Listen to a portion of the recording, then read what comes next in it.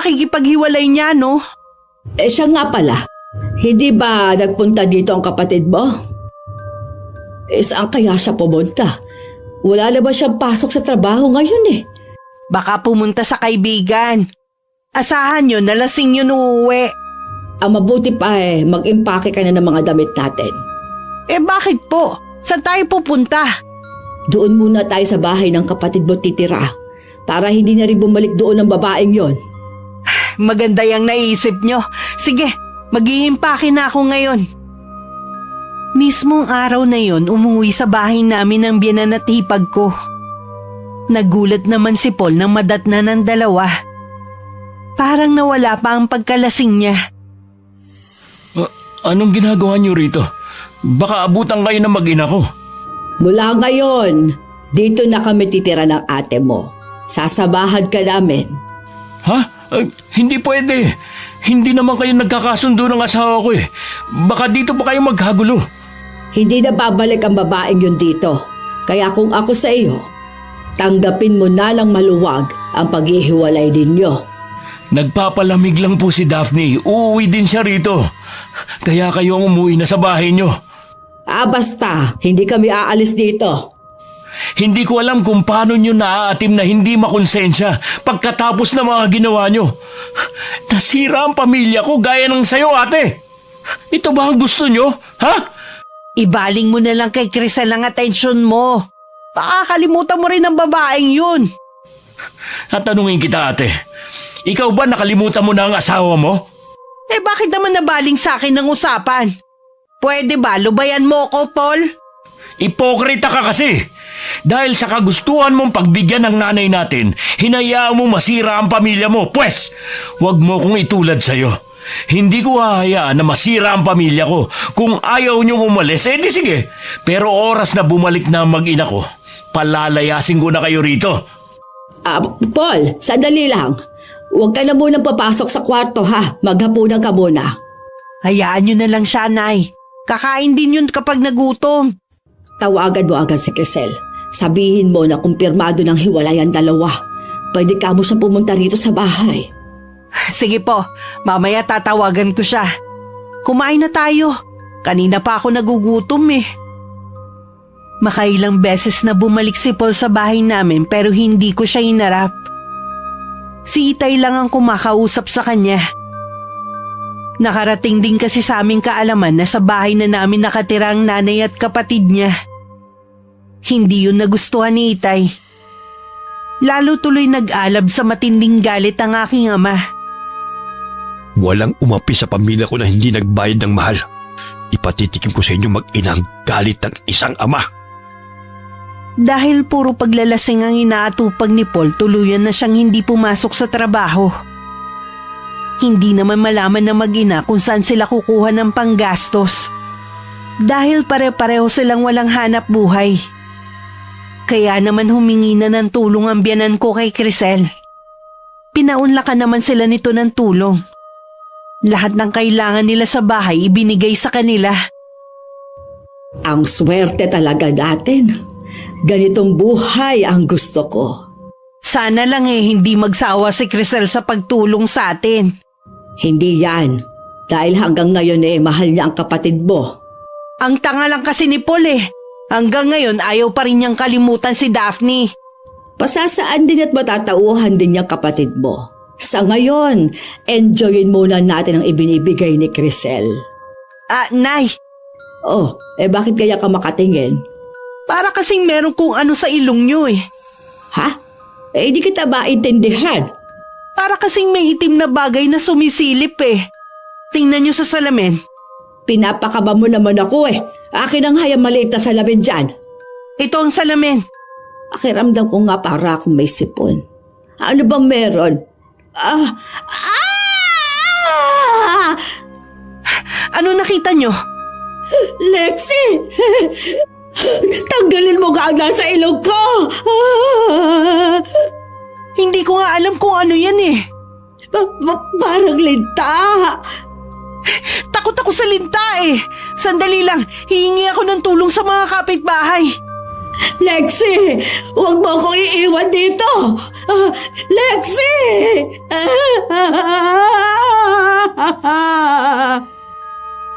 May mga kapitbahay naman na tumulong sa mag-ina. Natanggal nila ang linta sa loob ng ilong ng biyanan ko. Hindi lang isa ang nakuha nila kundi 3. Hindi na nakayanan ng biyanan ko ang matinding takot kaya nahimatay na siya. Akala nila magiging maayos na ang kalagayan ng biyanan ko pero nung gabi, hindi lang linta ang lumalabas sa ilong ng matandang babae. May maliliit na bulate na rin sa kanyang mga mata na halos ikabulag niya. Hindi kaya binabarang si inay? Hindi pa karaniwan ang nangyayari sa kanya eh. Yan din ang iniisip ko eh. Pero sinong gagawa nito sa kanya? Sino pa bang may matinding galit kay inay? Kung pagbibintangan mo na naman ang asawa ko, hindi na talaga kita mapapatawad. Kilala ko si Daphne. Hindi niya magagawa yan. Naalala ko kasi ang sinabi ni inay na para siyang binantaan ng tatay ni Daphne. Saka na lang natin isipin kung sino man ang may kagagawa nito kay inay. Humanap muna tayo ng solusyon kung paano siya matutulungan. Tulungan niyo ako. Hirap na ako. Gumagawa na po kami ng paraan, Nay. Nagpapahanap na po kami ng albularyo. Tawagin ninyo si Grisel. Baka matulungan niya tayo. Yun nga po, Nay. Nung malaman ni Crisel ang kalagayan nyo, para siyang nandiri. Huwag na daw natin siyang abalahin. Ano? Sinabi niya yun? Opo, Nay. Bayaran din daw natin ang inutang nating pera sa kanya. Hindi naman pala bukal sa loob niya ang pagtulong sa atin eh. Lumabas na ang tunay niyang ugali. Wala rin palang kwenta ang babaeng yun. Kayo lang naman kasi ang pilit na lumalapit sa kanya eh. Noon pa, suplada na ang babaeng yun. Kahit kailan, hindi niya ibababa ang sarili niya para sa mga katulad natin. Ngayon, alam ko na. At huli na rin naman para magsisi pa. Nasaktan ko na si Daphne at ang apo ko. Karma na nga siguro nangyayari sa akin. Teka, naalala ko. Parang nabanggit ni Daphne na nanggagamot ang itay niya noon. Kaya lang tumigil na nang mamatay ang nanay niya. Ayoko magpagamot sa taong yun. Baka mamaya siya pa lang may kagagawa nitong sakit ko. Mabait po si Tatay Sani. Kahit kailan wala naman kayong nabalitaan na sinaktan niya. Nire-respeto siya ng maraming tao. Sa ibang albularyo na lang ako magpapagamot. Baka naman po kaya ayaw nyo dahil nahihiya kayo dahil sa mga nagawa nyo. Kailangan nyo magpakumbaba kung gusto nyong gumaling kayo. Sige na, Nay. Subukan lang natin. Kapag lumala ang kalagayan nyo, ibig sabihin siya may kagagawa ng kakaibang nangyayari sa inyo. Bahala na nga kayo. Nang araw ding yun, pumunta sa bahay si Paul. Yun din ang unang beses na nagkaharap kami mula nang iwan ko siya. Agad niyang sinabi ang sadya niya. Agad din ako nagkahinala na may kinalaman si Itay sa nangyayari sa biyanan ko. Nagmamatigas din siya sa pakiusap ni Paul na gamutin ang nanay nito. Pinauwi ko muna ang asawa ko. At sinabi kong ako na lang ang kukumbinsi sa aking ama. Huwag po kayong magsisinungaling sa akin, Tay. Alam ko po na may kinalaman kayo sa nangyayari sa biyanan ko. Nangako pa naman kayo kay inay noon na kahit kailan, hindi na kayo gagamit ng itim na karunungan. Ano ang gusto mo? Manahimik na lamang ako sa mga ginagawa nila sa'yo, ha? Nakikiusap po ako sa inyo, Tay. Tama na po. Hirap na ang nanay ni Paul. Matanda na naman siya eh. Baka kung ano ang mangyari sa kanya. Yun nga ang gusto kong mangyari. Isusunod ko naman ang hipag mo para magsama na silang mag-ina. Tay, hindi po ba kayo natatakot sa karma? Paano kung sa amin bumalik ang ginagawa niyo? Alam ko na kasalanan ang ginawa ko, pero mas marami silang kasalanan na ginawa. Gusto ko lamang silang turuan ng leksyon. Patawarin na lang po natin sila. Sige na po, Tay. Ayoko na habang buhay ay dadalhin ko sa konsensya ko ang ginawa niyo. Hindi ko na rin mababawi. Nasa huling orasyon ang nagawa ko. Alam ko po na may magagawa pa kayong paraan, Tay. Sige na po. Alang-alang po sana sa apo niyo. Huwag niyo naman pong hayaan na mawalan ng lola si Alisa.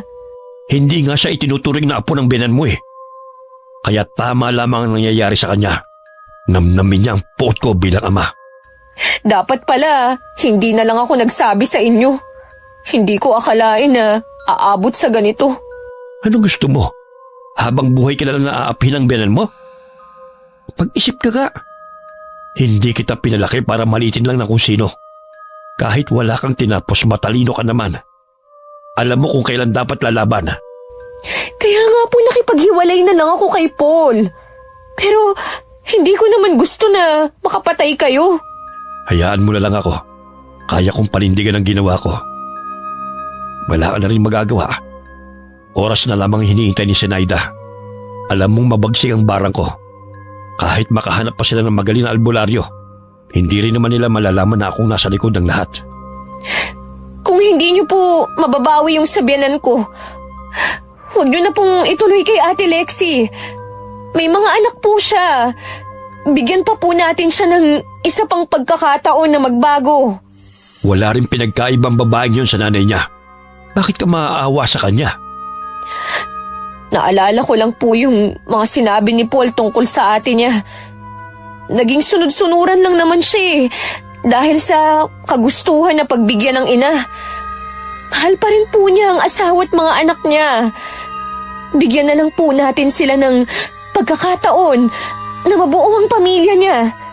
Sige, pagbibigyan kita. Pero kailangan mong mangako na hanggang kamatayan ililihim mo ito. Wala na rin naman akong balak na gamitin muli ang aking kaalaman sa barang.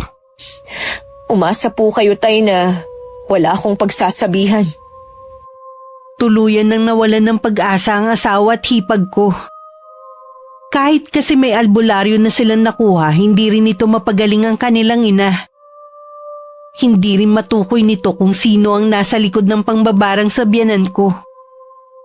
Bago umalis, sinabi nito na magpatawag na sila ng pare.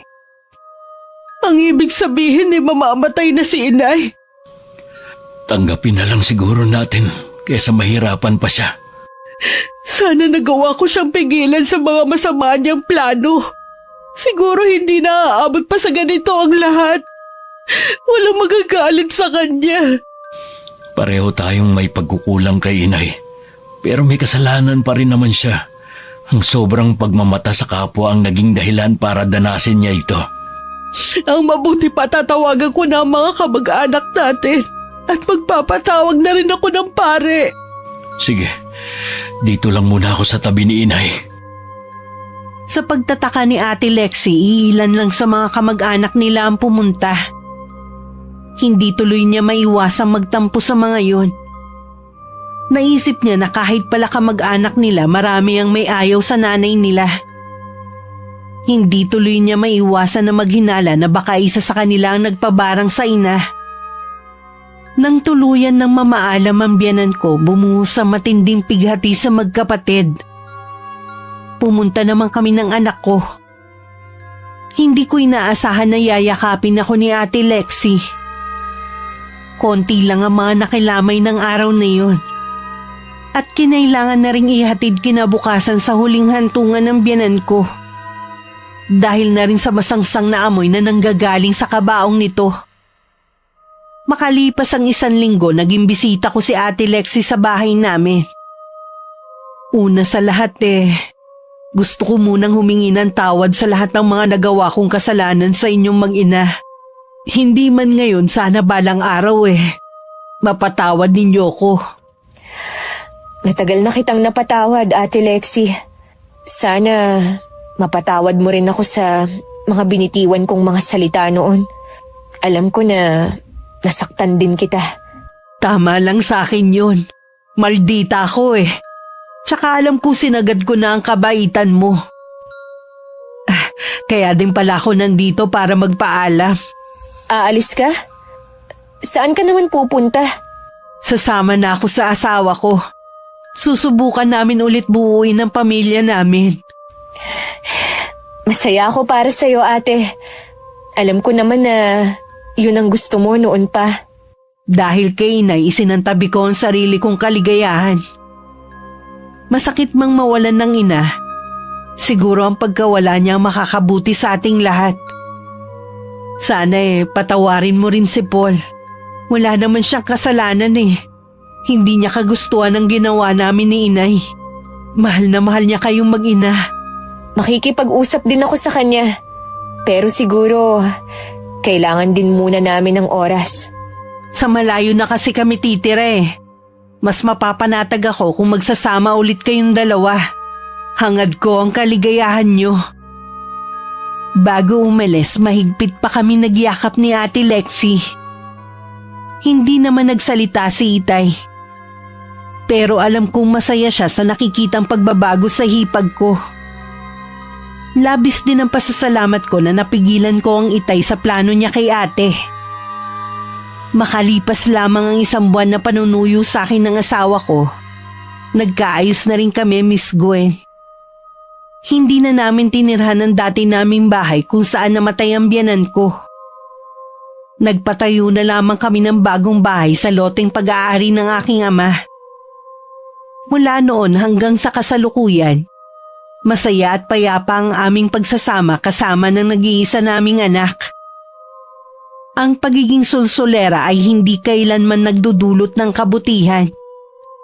Sa bawat maling salitang binibitiwan, may pusong nasasaktan at tiwalang nababasag. Kaya bago tayo magsalita, isipin muna natin kung makakatulong ba ito o makakasira. Huwag tularan ng mga taong mahilig manulsol. Sa halip magindaan tayo sa pagkakaunawaan, kapayapaan at pagkakaibigan. Wakas.